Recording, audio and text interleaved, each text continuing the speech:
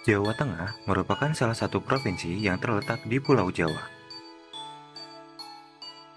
Di Provinsi Jawa Tengah terdapat Kabupaten Semarang yang merupakan salah satu kota metropolitan terbesar kelima. Semarang terdiri dari 16 kecamatan dengan 177 kelurahan. Salah satu kecamatan yang terdapat pada kota Semarang yaitu Kecamatan Bendungan. Terletak di Desa Candi, Kecamatan Bendungan, Jawa Tengah. Berada di lereng Gunung Ungaran, candi ini berjarak 1,5 jam berkendara dari ibu kota Semarang. Terdapat sebuah desa candi, tepatnya dusun, yang bernama Dusun Darum, yang mana menjadi tempat pembangunan sebuah candi. Salah satunya tempat wisata bersejarah Candi Gedong Songo. Candi Gedong Songo adalah salah satu situs bersejarah yang mempunyai potensi wisata alam, wisata religi, sekaligus wisata budaya dan sejarah yang terdapat di dalam satu kompleks destinasi. Candi Gedong Songo dinobatkan sebagai destinasi unggulan untuk wilayah Kabupaten Semarang. Destinasi wisata ini dikunjungi oleh banyak wisatawan, baik wisatawan domestik maupun wisatawan asing. Kalau mereka niku study tour SMA Darul Ulum Medali dan saya ke sini rencananya mau ambil semua foto candi yang ada di sini. Berdasarkan data Dinas Pariwisata tahun 2011 sampai 2016, Candi Gedong Songo merupakan objek wisata dengan jumlah pengunjung paling banyak tiap tahunnya, dibandingkan dengan 34 objek wisata lainnya di Kabupaten Semarang. Pada tahun 2015 sampai 2017 terjadi kenaikan wisatawan baik wisatawan lokal maupun mancanegara. Tahun 2015 sebanyak 325.220 wisatawan lokal dan 1.569 wisatawan dari mancanegara. Sementara pada tahun 2016 sebanyak 345.594 wisatawan lokal dan 1.729 wisatawan mancanegara. Dan tahun 2017 sebanyak 345.806 wisatawan lokal dan 1.538 wisatawan dari mancanegara. Banyaknya wisatawan yang datang juga berdampak pada perekonomian warga sekitar. Salah satunya adalah Bapak Solikin yang bekerja sebagai fotografer di kawasan objek wisata Gedung Songo. Jadi kalau banyak wisatawan kan di sini semakin ramai kan kemungkinan penghasilan kan ya udah bertambah lah. Candi Gedong Songo dijadikan sebagai cagar budaya sejak tahun 1931. Pada tahun tersebut, Direktorat Purbakala atau sekarang menjadi Direktorat Jenderal Kebudayaan Hindia Belanda menetapkan Candi Gedong Songo sebagai bangunan purbakala yang dilindungi. Ya misalnya kan merusak candi, mencoret-coret candi itu kan tidak boleh. Ada pelanggaran juga. Ada sanksinya juga kemungkinan dari Dinas Purbakala.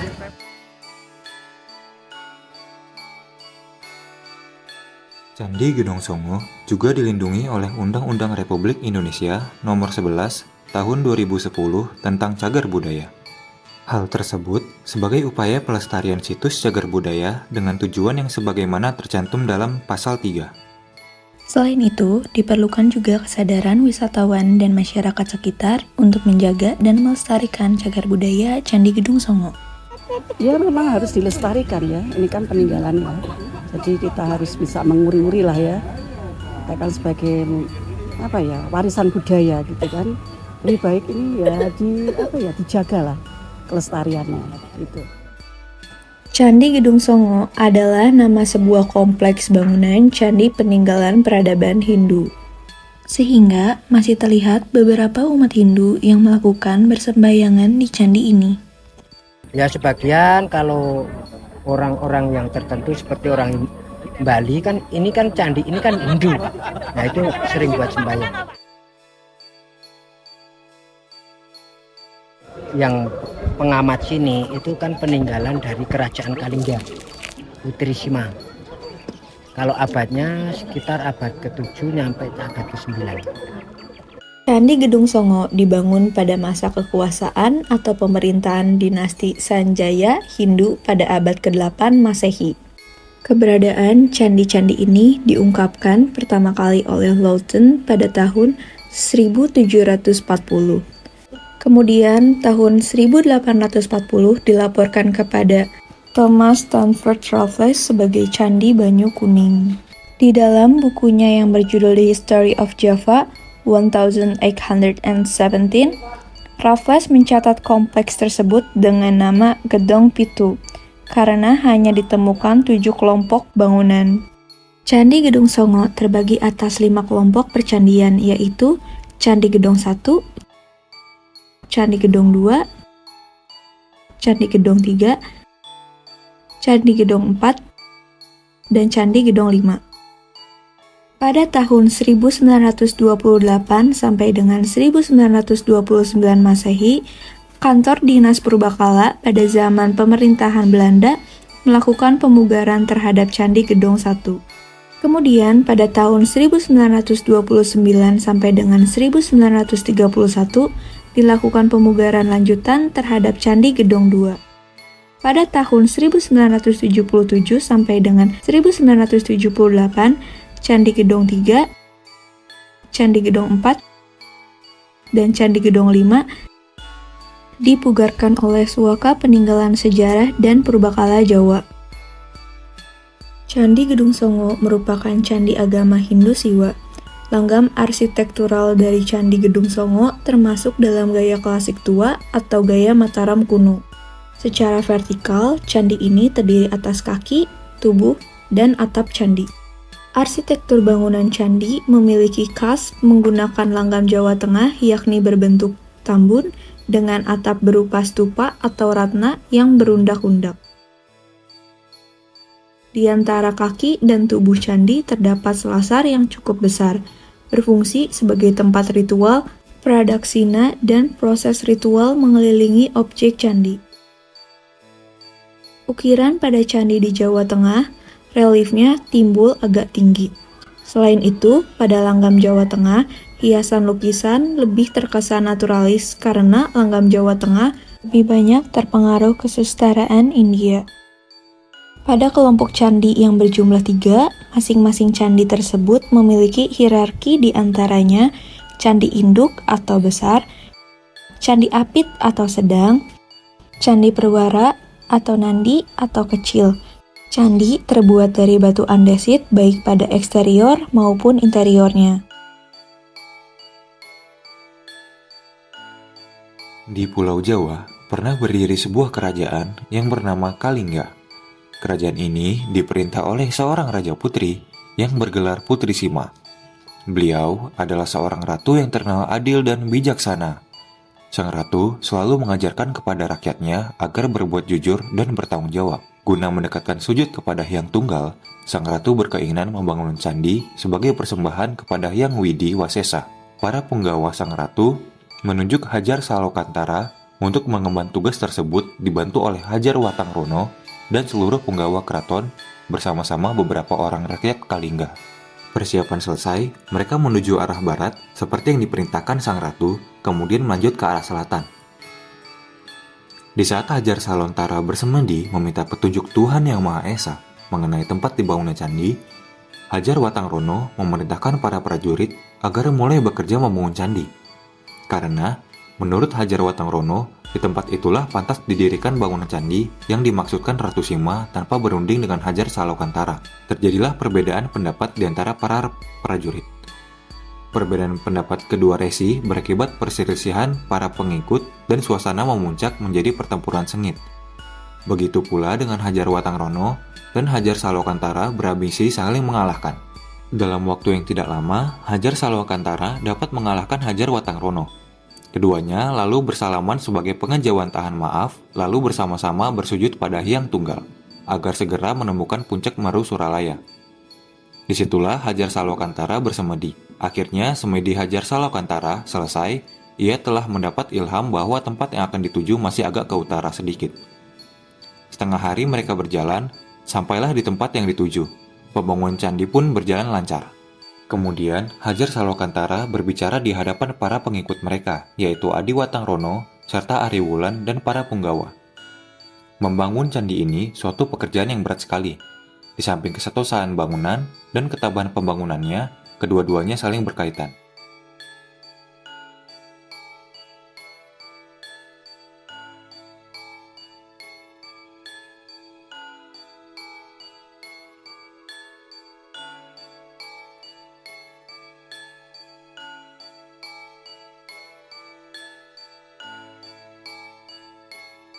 Pada Candi Gedong 1, hanya terdapat sebuah candi yang menghadap ke barat.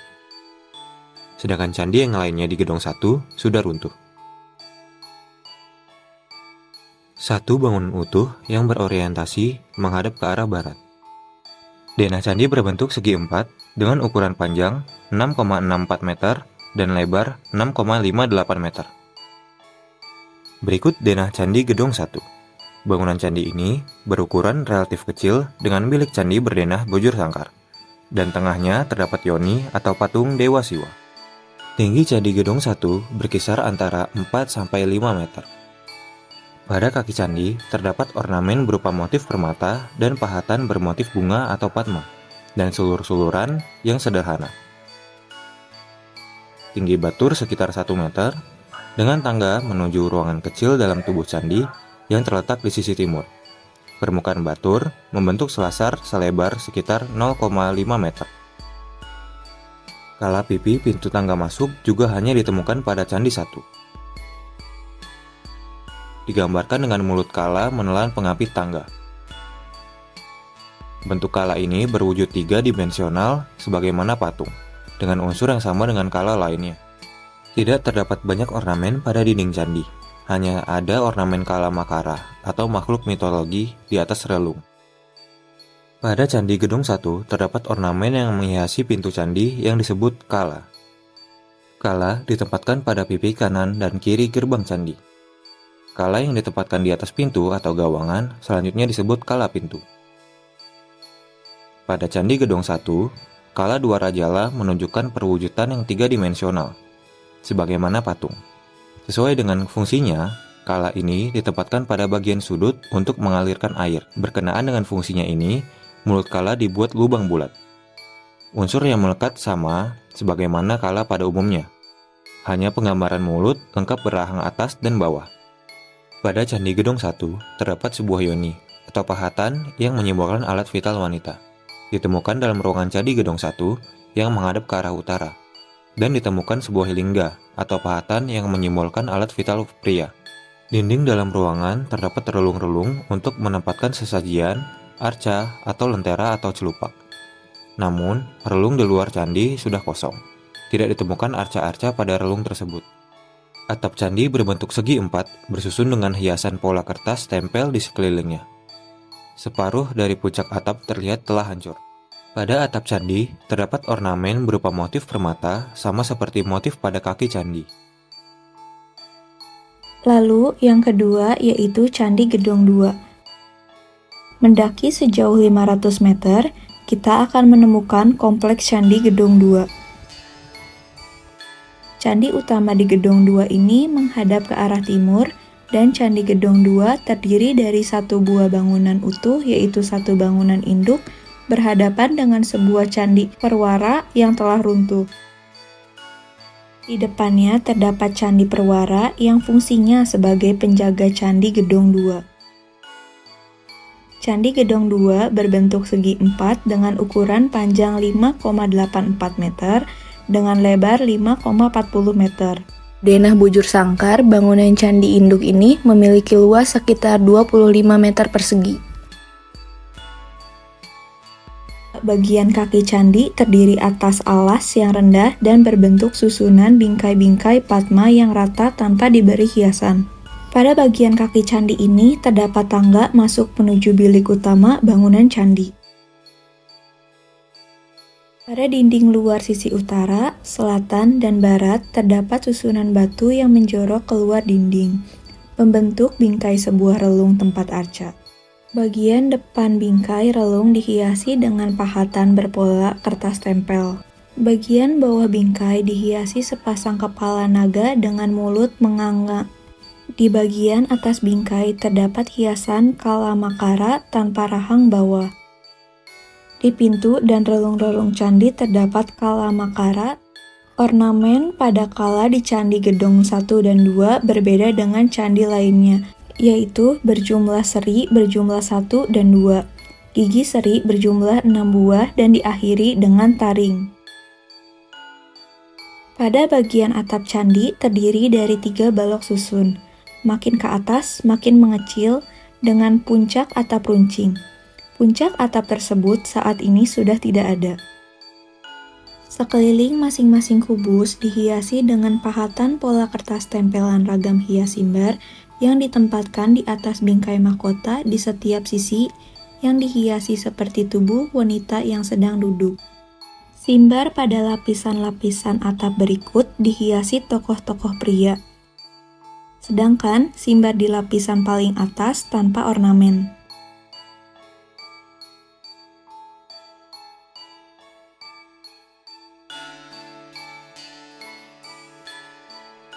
Lalu yang ketiga yaitu Candi Gedong 3.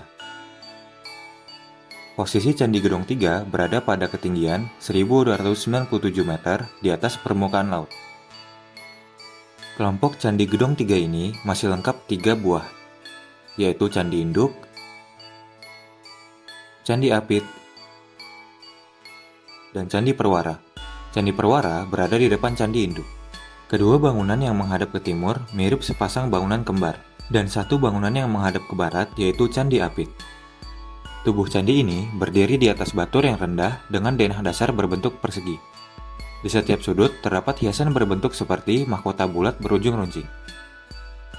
Candi-candi Gedong Songo memiliki denah kubikal atau kotak dengan panjang dan lebar yang hanya berkisar 3,5 sampai 4,5 meter.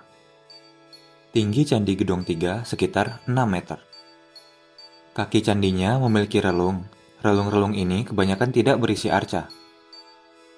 Tepat di depan pintu terdapat tangga naik ke selasar yang dilengkapi dengan pipi tangga dengan pahatan bunga di pangkalnya. Di sekeliling tubuh candi terdapat selasar sempit dan tanpa pagar. Pintu masuk ke ruangan sempit dalam tubuh candi dilengkapi dengan bilik penampil yang menjorok sekitar 1 meter keluar dari tubuh candi. Pada dinding di kiri dan kanan ambang pintu bangunan utara, terdapat relung berisi arca siwa dalam posisi berdiri dengan tangan kanan bertelekan pada sebuah gada panjang. Pintu masuk bangunan yang berhadapan dengan Candi Induk terlihat sederhana tanpa bingkai. Di atas ambang-ambang pintu tampak bekas hiasan yang rusak. Bergeser sedikit ke sebelah selatan candi utama, kita dapat melihat bagian dinding luar candi terdapat arca Ganesha dan di bagian relungnya terdapat arca Durga. Dalam relung pada dinding selatan candi utama, terdapat arca Ganesha dalam posisi bersila, sedangkan arca Durga bertangan 8 dalam posisi berdiri. Atap kedua bangunan tersebut berbentuk 3 persegi bersusun. Makin ke atas makin mengecil dengan puncak atap runcing, mirip atap Candi Gedong 2. Di atas atap berjajar memanjang 3 hiasan berbentuk seperti menara kecil. Lalu yang berikutnya adalah Candi Gedong 4.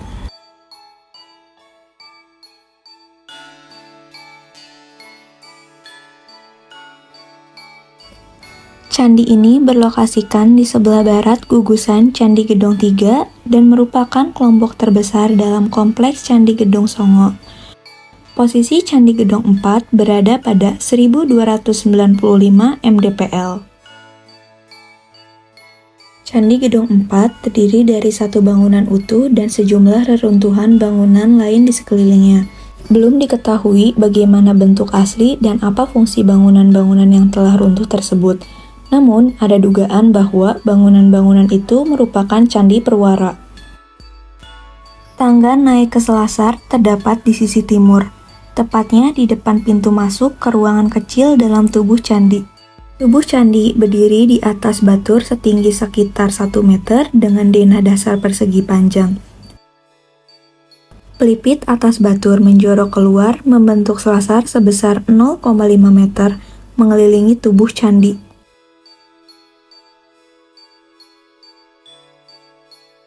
Pada dinding luar sisi barat, utara, dan selatan terdapat relung-relung berisi arca. Salah satu arca yang masih ada berupa sosok lelaki dalam posisi berdiri.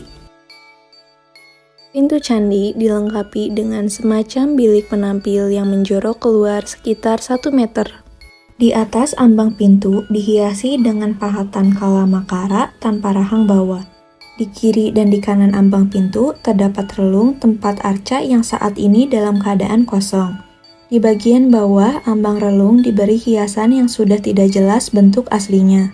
Jenis ornamen kala yang ada pada kompleks Candi Gedong Songo adalah kala yang ditempatkan di atas pintu atau gawangan, masuk bilik candi, kala relung, kala talang air, atau dua rajala, dan kala yang ditempatkan pada pipi kanan kiri gerbang candi.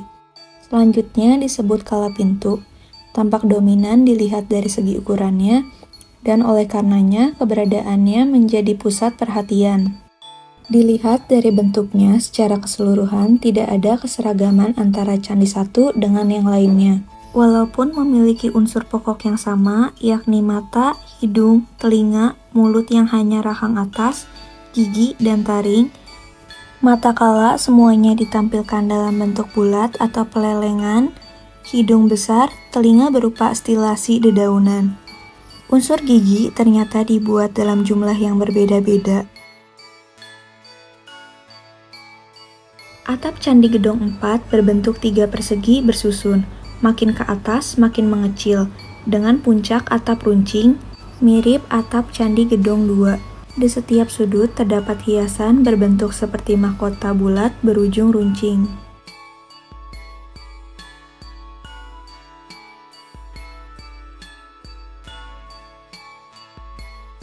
Yang berikutnya adalah Candi Gedong 5. Candi Gedong 5 terdiri dari satu bangunan utuh dan sejumlah reruntuhan bangunan lain di sekelilingnya, yang diduga sebagai candi perwara. Bangunan yang masih utuh tersebut bentuknya mirip dengan bangunan Candi Gedong 2 dan Candi Gedong 4. Tubuh candi berdiri di atas batur setinggi sekitar 1 meter dengan denah dasar persegi panjang. Pelipit atas batur menjorok keluar membentuk selasar selebar 0,5 meter mengelilingi tubuh candi.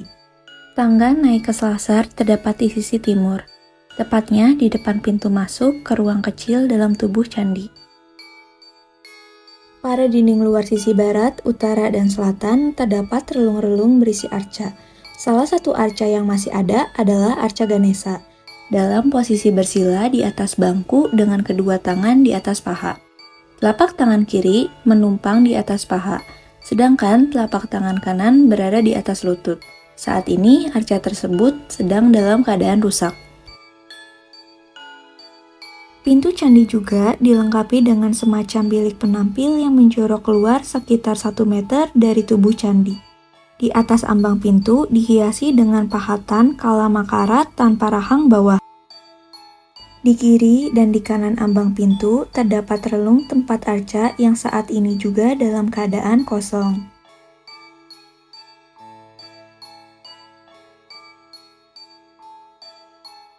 Setiap candi yang ada di kawasan Candi Gedong Songo memiliki karakteristik tersendiri.